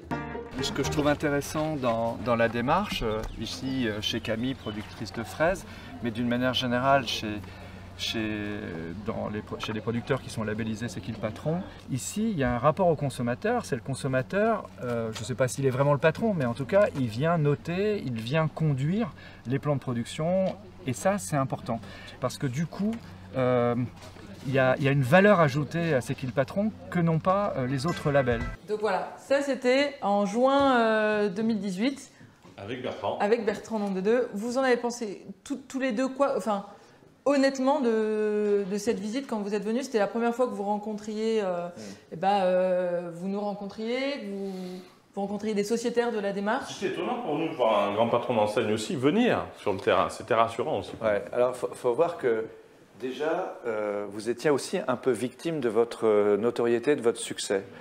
Et je connais ça, puisque dès que vous êtes numéro 1, dès que vous passez dans les médias, vous êtes suspect d'être manipulateur, etc. Donc c'était important, nous, à l'interne, avec Bertrand Nom de Deux et les adhérents qui sont en charge de la politique commerciale. À partir du moment où on voulait dire top go, il fallait qu'on s'assure quand même que votre cahier des charges était tenu et que ce n'était pas que pour les médias. Donc cette visite dans le Sud nous a permis de visiter l'exploitation. Je ne me rappelle plus, notre hôtesse était... qui était formidable parce qu'on a vu aussi sa famille, on a vu comment c'était organisé. Et puis on a passé pas mal de temps ensemble. Avec les sociétaires. Exactement. Et donc on a pu discuter avec les sociétaires, on a pu voir un petit peu. Tout souffre de critiques. On a vu une excellente démarche de progrès, une démarche pédagogique et je ne vais pas vous mettre trop de likes en début d'émission, mais c'est évident que vous cochiez pas mal de cases. Et avec Bertrand, on est revenu le soir très satisfait. Je pense qu'il fallait qu'on soit confronté à la démarche. On en avait beaucoup entendu parler. Et je pense qu'on avait besoin d'être confronté à la démarche de producteurs, mais aussi des sociétaires, de les rencontrer. Et on a été évidemment emballé par la démarche qui a été la vôtre, la démarche de transparence, l'implication du consommateur, et puis la démarche d'un producteur, Camille, qui s'est énormément appliqué à respecter un cahier des charges qui avait été décidé en amont, qui avait été décidé par les sociétaires. Et être confronté à cette démarche, c'était très positif. Et on est reparti de là, regonflé. Alors rassurez, mais moi je dois être honnête. Quand toi, tu m'as dit, il y a Michel-Édouard Leclerc et son équipe qui vient à la visite des fraises avec nous, avec les consommateurs, je me suis dit, oula, honnêtement, je pense que de l'équipe, j'étais la plus réfractaire en disant, ah non, mais ça va être un coup de com', je suis sûre qu'il ne va rien se passer derrière, etc. Et je me suis dit, attends, avant de me dire que ça s'est bien passé, j'attends de voir la suite, Nicolas, parce que je ne crois que ce que je vois. Et donc, on verra si finalement il y a quelque chose derrière, quoi. Et je pense qu'il y avait pas mal de consommateurs aussi qui avaient réagi de la même manière sous la vidéo en disant « Ok, mais à date, dans les magasins, il n'y a pas encore assez. » Mais c'était nécessaire, cette réunion, cette discussion, parce que autant intellectuellement, on pouvait être sur la même longueur d'onde. Je suis un produit de l'après 68. J'ai été façonné, j'étais aux Amis de la Terre, j'étais dans la mouvance écologiste. Mais après, moi, je ne suis pas chez moi dans les centres Leclerc. C'est-à-dire que même le PDG de Carrefour, quand il appuie sur un bouton, à l'époque où vous avez été référencé, ça devait être Georges Plassat, il appuie sur un bouton, tout le monde se met au carré, en tout cas, parce que c'est une boîte intégrée. Chez nous, c'est aussi une coopérative de commerçants indépendants. Et donc, moi, j'ai jamais fonctionné en autorité. J'insiste, quand je disais en riant tout à l'heure, je suis un super influenceur, c'est que moi-même, les équipes au niveau national, au siège, on doit convaincre chaque magasin de la pertinence de notre offre ou de nos recommandations. Et donc, évidemment, mon poids, sans faire un prurit d'ego, mon poids était important pour vous. À partir du moment où je vais dire aux Vendéens, aux Bretons, aux Normands, qui sont de souche, qu'il faut mettre en place la gamme Seguil Patron, au moins lui donner la chance d'une visibilité, mais il fallait d'abord que j'étaye mes arguments. Vous voyez, c'est comme ça. Et ça l'a fait, on est rentré. Donc Bertrand a pu construire le dossier. Voilà, comment vous avez fait concrètement? Voilà, peut-être. Je pense qu'au départ, il fallait que cette démarche résonne auprès de nos adhérents. Je vous le rappelle, Leclerc, c'est 650 magasins, c'est 700 drives, c'est 650 propriétaires de magasins qu'il faut embarquer dans la démarche. Donc je pense qu'il fallait donner du sens à la démarche, tu en as parlé tout à l'heure, Michel. Et la raison pour laquelle je pense que cette démarche a trouvé écho finalement dans nos magasins, c'est pour 3 points. Le premier, c'est que c'est une démarche qui est transparente, qui donne sur tous les niveaux de l'échelle de valeur, de la construction de valeur, un vrai niveau de transparence. Et ça rassure nos adhérents et ça rassure le mouvement. La deuxième raison, c'est que c'est une démarche qui s'inscrit parfaitement dans le manifeste pour la planète de Michel Edouard. Vous le savez, les équipes commerciales, on travaille énormément sur trois leviers qu'a insufflé Michel Edouard, que sont la réduction des plastiques, le mieux manger et une agriculture et une production responsable. Et je pense que la démarche Seguil Patron s'intègre parfaitement à la fois dans le mieux manger, du fait du cahier des charges des sociétaires, mais aussi dans une agriculture responsable. D'accord ? Donc je pense que c'est plus facile d'embarquer nos adhérents quand une démarche s'inscrit parfaitement dans le manifeste pour la planète de Michel Edouard. Et enfin, la troisième raison pour laquelle finalement c'est une démarche qui a été suivie par nos adhérents, c'est que le consommateur le réclamait aussi. C'est une marque qui faisait de plus en plus parler d'elle, une démarche qui faisait de plus en plus parler d'elle. Donc on a finalement, nous aussi, distributeurs, le besoin de mettre sur nos étagères des produits qui trouvent leur public, qui trouvent leurs consommateurs, et c'était le cas pour la démarche Seguil Patron. Rappelons-le rapidement, aujourd'hui, les derniers chiffres Nielsen, c'est 14 millions de Français qui achètent des produits qui aident les producteurs, des produits Seguil Patron, et c'est un Français sur 5. Et je crois qu'il y a 18 millions de Français qui, chaque année, viennent dans les centres Leclerc. Donc il ne reste plus que 4 millions. Non. Et alors, vous êtes revenu des fraises, vous avez planché là-dessus, et en fait, On a dégusté les fraises d'abord. Vous avez dégusté d'abord. Conquis, ouais.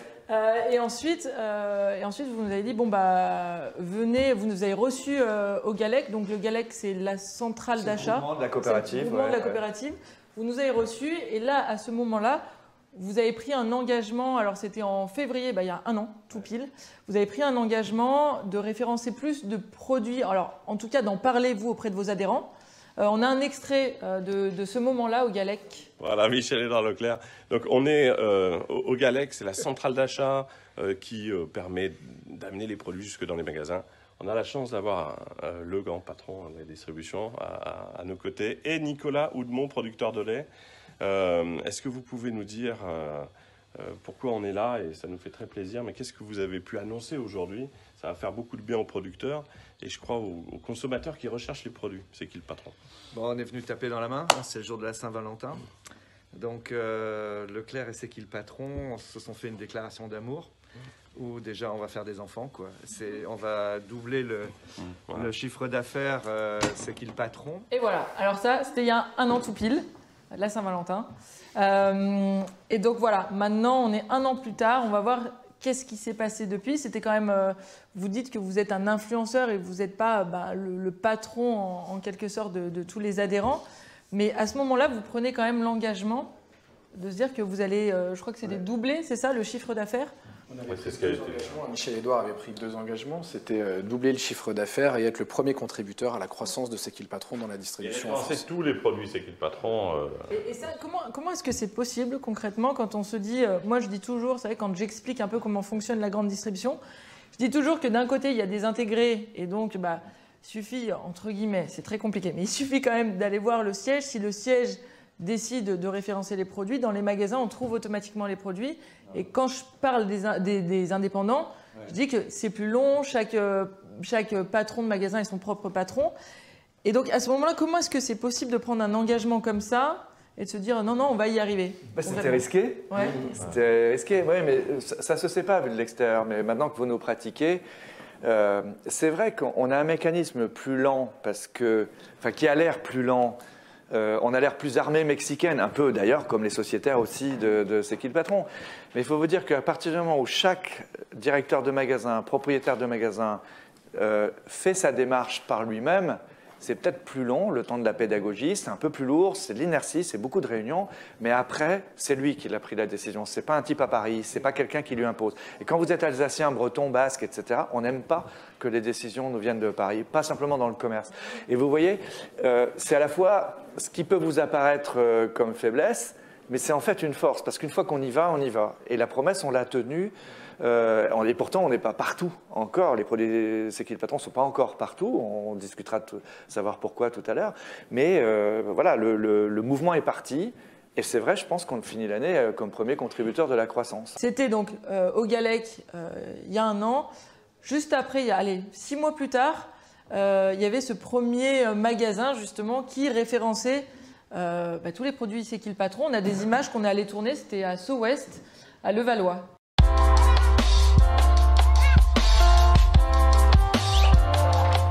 Nous sommes au centre Leclerc So West, un des plus grands hypermarchés de France, Leclerc, pour un référencement national des produits de la marque C'est qui le patron. C'est qui le patron, c'est une histoire qui a commencé déjà il y a plusieurs années avec Nicolas Chaban. C'est un lait équitable, des farines équitables. C'est une meilleure rémunération des producteurs qui est garantie et contrôlée par des consommateurs. Donc ça, c'était il y a un peu plus de 6 mois, au final, en mai 2019. Et voilà. Et maintenant, si on fait le bilan, qu'est-ce qui s'est passé concrètement? On a les chiffres. Est-ce qu'on peut montrer les chiffres à l'écran? Sur l'évolution entre 2018 et 2019, Leclerc, c'est plus 87%.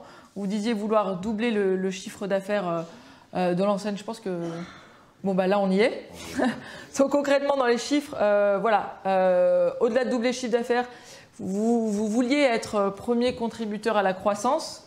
C'est bien parce que moi aussi, ça répond à moi, mon sentiment, quand vous êtes venu justement à la visite des fraises, où je disais à Nicolas, oulala, attention, il va peut-être faire de la com, et dans les faits, qu'est-ce qui va se passer? Nicolas a dit que j'allais faire de la com. Lui? Non, c'est moi. Moi, j'ai dit que vous alliez faire de la com. Mais là, je suis contente de voir que concrètement, si les chiffres le montrent, c'est qu'il se passe quelque chose au-delà dans l'enseigne. Il se passe quelque chose vraiment dans les magasins. On a une courbe. On peut voir la courbe des ventes. Clairement, là, je pense qu'on ne peut pas tirer plus vers le haut. Clairement, on le voit. Plus de 10 millions de produits vendus en 2019. 15 millions depuis le lancement. Donc, clairement, sur 2019, il s'en est passé des choses en 12 mois. Plus 13 références, ça c'est au national, donc voilà, dans la fameuse centrale d'achat Leclerc, on a plus 13 références, 31 références au total maintenant qu'on peut trouver dans les différentes régions.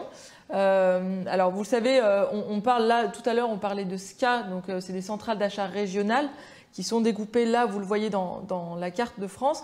Et qu'est-ce qui se passe? Il se passe que si je vais un peu plus loin dans les chiffres, en janvier 2019, on avait, si vous regardez la région à peu près Rhône-Alpes, on a un produit qui était référencé. Si je passe à juin 2019, on en avait déjà, si je reste sur Rhône-Alpes, 19. Vous voyez qu'un peu de partout, il y avait de plus en plus de produits. Et puis alors là, si je vais à fin 2019, j'ai l'impression de faire de la pub de Leclerc, mais je n'ai pas trop le choix. Il se passe vraiment quelque chose déjà au niveau du national, du régional. Et maintenant, ça veut dire que tout se joue en magasin, mais votre travail concrètement d'influenceur auprès des adhérents, il a porté ses fruits. Là, on ne peut pas dire le... Regardez.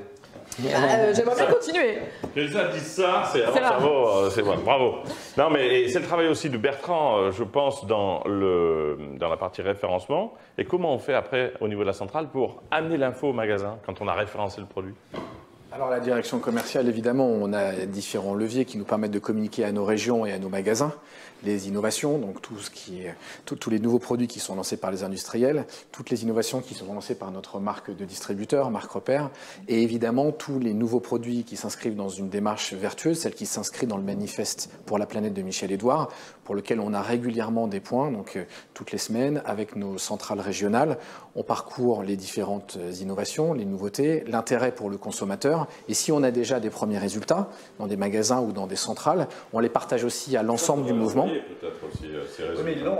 Mais en fait, il faut savoir que ils ont. chaque fois que Elsa ce sont les propriétaires de magasins qui référencent les produits. On nous envoie, nous, à chaque fois qu'on a des nouveaux chiffres, etc. Chaque fois qu'Elsa nous fait parvenir des chiffres de détention, de chiffres d'affaires, je les partage à l'ensemble des régions qui ensuite les repartagent aux magasins. Donc c'est cette démarche-là qu'on veut continuer sur 2020 et c'est cette démarche qui va nous permettre d'embarquer avec nous les derniers magasins ou les dernières centrales qui aujourd'hui n'ont pas les produits. Mais vous voyez dans la carte que Elsa vient de nous montrer, même la région où le lait n'est pas surpromu, il y a quand même 18 références qui, en 6 mois, ont été proposées. Donc la marque C'est qui le patron rentre, y compris dans ces magasins-là. J'insiste, C'est qui le patron est en concurrence avec d'autres démarches qui préexistaient, etc.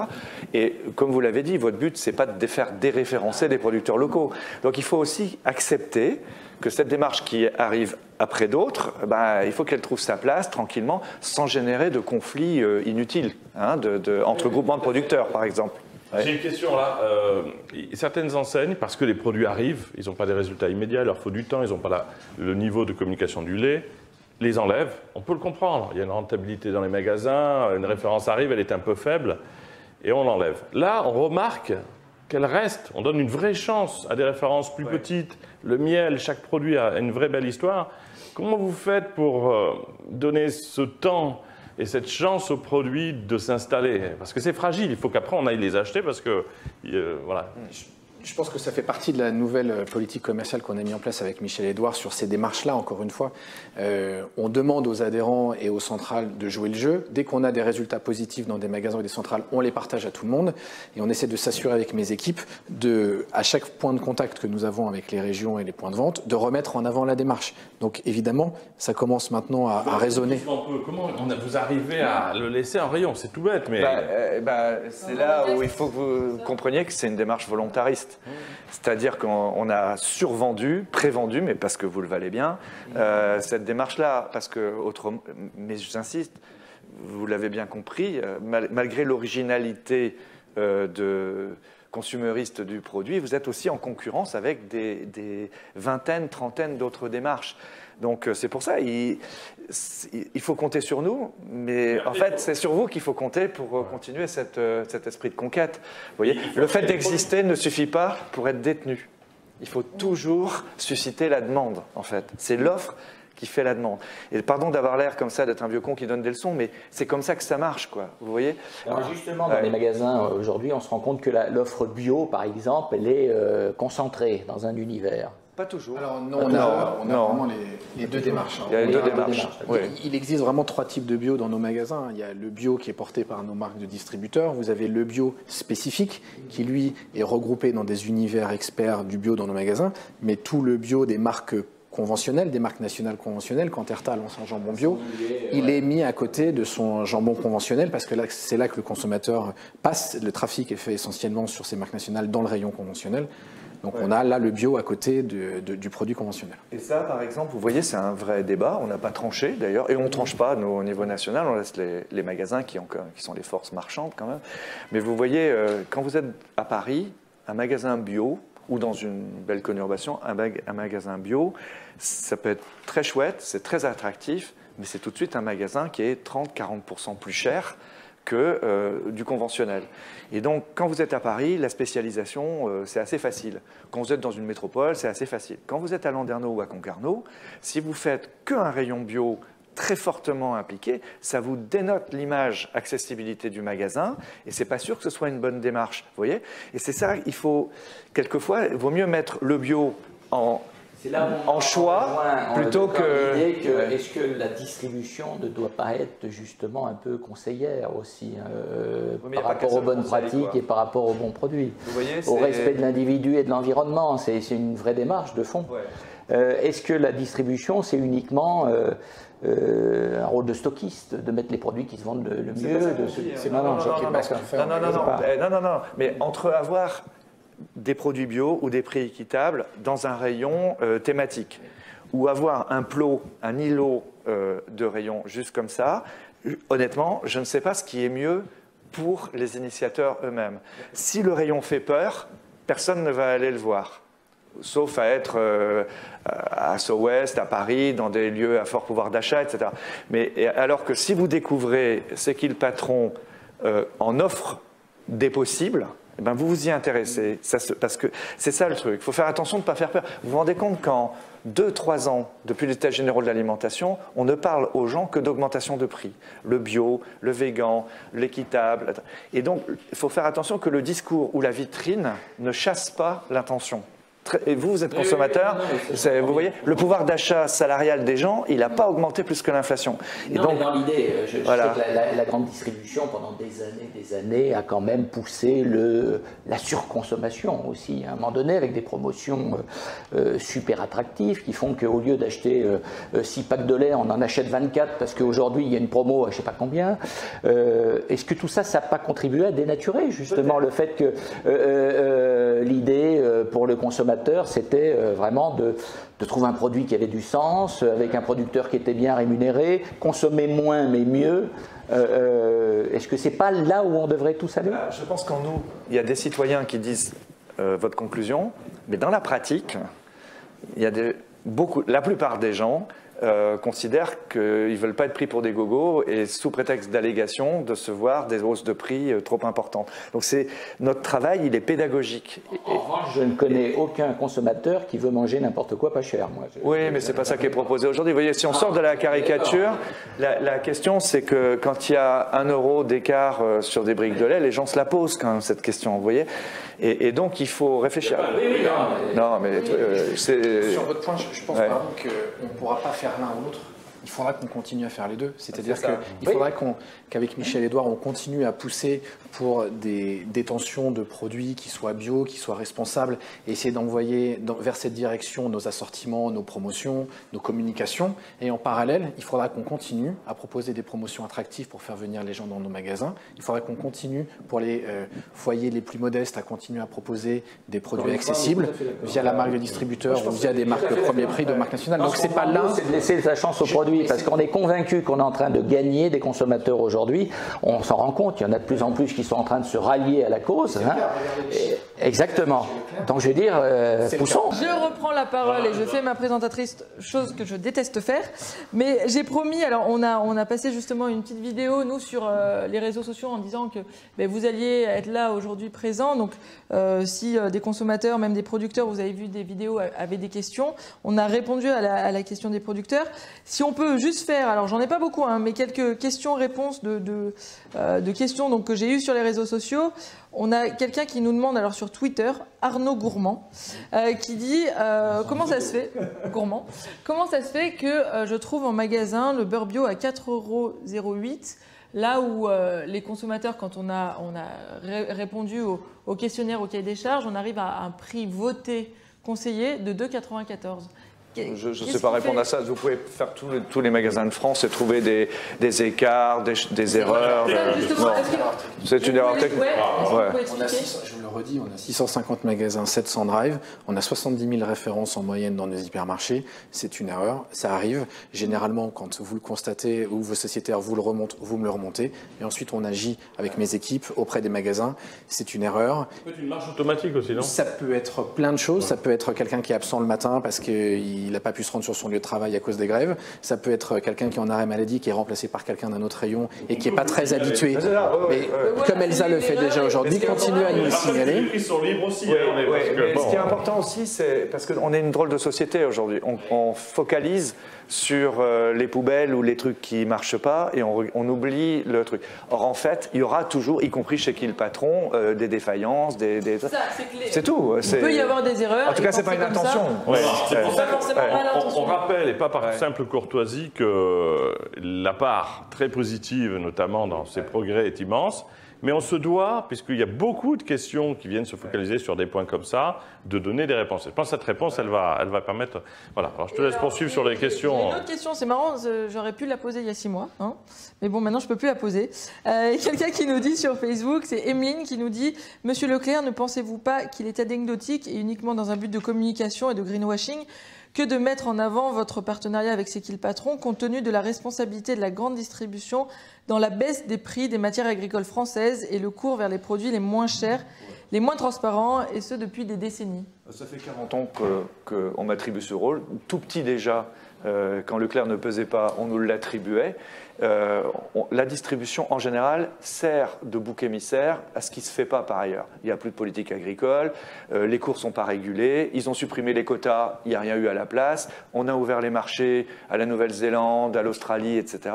Je suis désolé, même Carrefour, qui est un groupe mondial, indépendamment de ses problèmes aujourd'hui, Carrefour, il ne fait pas le cours de la poudre de lait. Vous voyez, c'est... Donc à un moment donné...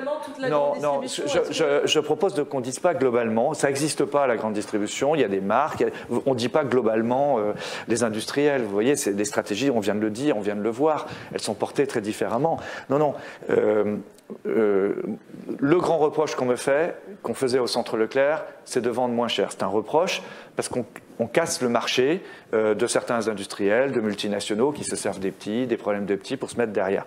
Mais franchement, Casino, Monoprix, qui sont des belles boîtes par ailleurs, hein, Monoprix c'est une très belle boîte, ils n'achètent pas 20% plus cher que nous quand ils vendent 20% plus cher que nous. Ils essayent d'acheter au même prix que nous. D'accord ? Et donc, c'est juste que faut bien comprendre quand on dit... Ça gêne les gens qu'on essaye de rendre les produits accessibles. Vous vous rendez compte, on est passé, nous, en 20 ans, de 3% du marché français à 20% du marché français. Ça donne des boutons à tous les mecs qui sont cotés en bourse, aux banquiers qui possédaient des actions de Carrefour, de Casino, c'est sûr. On ne peut plus être populaire à 100%, donc c'est clair. C'est bien, on est d'accord, à nous, consommateurs, d'aller faire cet arbitrage par nos achats. Si on envoie un signal du fait que des produits à valeur ajoutée, le bio est un premier signal, de l'équité à une place plus grande qu'on pouvait l'imaginer avant, vous êtes d'accord que vous n'aurez aucun mal à faire évoluer une offre comme vous le faites là? Je préfère, les Centres Leclerc préfèrent vendre des offres de qualité plutôt que du mass market basique. Même d'un point de vue capitalistique, il y a plus intérêt à vendre des produits plus chers qu'à vendre des produits purement discount. Oui. C'est déjà le cas. Quand vous regardez les produits bio dont j'ai parlé tout à l'heure, les produits bio, c'est plus de 20% de croissance dans les magasins Leclerc. Sur les produits de marques conventionnelles qui sortent des références bio, l'enseigne Leclerc, c'est quasiment 30% de croissance sur ces produits-là. Donc c'est déjà le cas, à la fois en termes de détention de nos magasins de ces références-là, de la place qu'on fait sur nos étagères pour ces produits-là et de la performance sortie-caisse. Donc c'est déjà le cas, c'est un mouvement qui a déjà été initié, sur lequel on va continuer à s'inscrire aujourd'hui. Encore une fois, je le redis, ça veut dire quand même qu'en parallèle, il faut continuer à répondre aux besoins des consommateurs qui ne peuvent pas accéder à des points prix comme le bio. Mais oui, c'est déjà le cas. Cette transformation, elle est faite. Un vrai changement de stratégie, parce que bon, il y a encore peu, je veux dire, Leclerc, la communication, c'était le prix moins cher, c'était les comparatifs des prix par rapport à telle ancienne, etc. Chez nous, c'est moins cher, etc. Sur les marques nationales. Aujourd'hui, il y a une stratégie de communication qui est différente. C'est pas de la communication, c'est la demande sociale change, on change. Quand mes parents ont commencé, c'était d'abord les gens voulaient des pâtes et du sucre.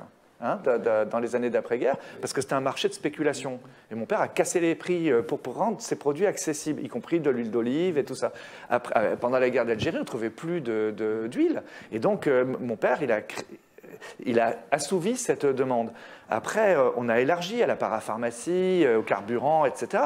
On a été connu par le prix, mais parce que c'était des produits qui étaient trop chers. Il n'y avait pas de concurrence. Mais une fois, notre objectif, c'est de tout vendre.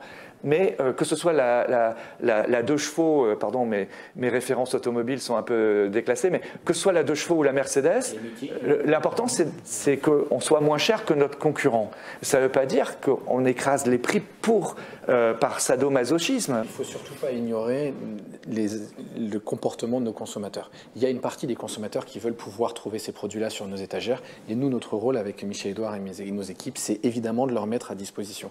Maintenant, quand vous voyez les enseignes qui gagnent aujourd'hui, des enseignes comme Lidl, les enseignes comme Action, elles ont quand même en commun de parler de prix. Et quand vous voyez, lors d'une ouverture d'un magasin Action, la queue qui n'en termine pas et les gens qui font des kilomètres et des kilomètres pour venir acheter moins cher des produits de DPH chez Action. Attendez, juste, je termine. Ce que je veux dire, c'est qu'il ne faut pas ignorer cette attente de nos consommateurs et continuer à promouvoir à la fois des démarches qui sont vertueuses comme celle-là, comme le bio, et de continuer à ne pas ignorer ces consommateurs. Sur le produit. Si on lui explique vraiment le pourquoi de comment il peut accéder à ce prix vraiment pas cher, comment c'est fait, avec quoi, par qui, ou alors, comment ça. il peut accéder à un produit à valeur ajoutée. Ou alors, comment est-ce qu'il peut accéder à un produit. Les deux sont valables. Je vais essayer de resserrer parce que, pardon, mais après, peut-être que. Sandrine aura des questions. Mais si je m'autorise ce résumé, évidemment, il ne faut pas stigmatiser et n'avoir que des produits à valeur ajoutée que bien des gens ne peuvent pas se payer. On n'oubliera jamais ceux qui ne pourront peut-être jamais se payer ou très rarement ces produits. Notre boulot à nous, c'est de faire remonter le 0% d'offres équitables et à valeur ajoutée et de la mettre en face du niveau de gens qui peuvent rajouter 4 € par an à équivalence sur le lait pour le rendre équitable, 3,30 € sur les œufs ou 70 centimes sur la farine. Il faut qu'on ramène cette notion aux yeux de tous. Et si le curseur est à 12%, 22% ou 30%, on aura atteint notre but. Et on laissera toujours évidemment un choix et un premier prix vers le reste des familles. Il l'a bien dit. Ça pourrait faire une conclusion. Je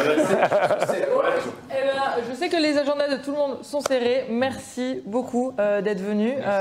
Vous avez pu répondre à pas mal de questions. Merci à tous. Voilà, c'est la fin de cette réunion filmée où on a pu faire le point sur toutes les enseignes. On a pu avoir aussi Bertrand Nondedeux et Michel-Édouard Leclerc qui ont répondu à nos questions et qui ont parlé du fonctionnement de l'enseigne Leclerc. Donc merci à eux, merci également aux personnes qui étaient présentes autour de la table, aux sociétaires. Merci à vous, consommateurs, parce que tous les jours, c'est grâce à vous que cette démarche, elle existe. Grâce à nous tous, voilà, si on est tous comme ça dans les magasins, si on fait tous savoir qu'on veut des produits plus équitables, plus durables, c'est comme ça qu'on fera bouger les choses. Donc merci à tout le monde et on vous retrouve lors d'une prochaine émission, on l'espère, avec un nouveau patron d'enseigne qui fera le point sur ce qui se passe dans ces magasins.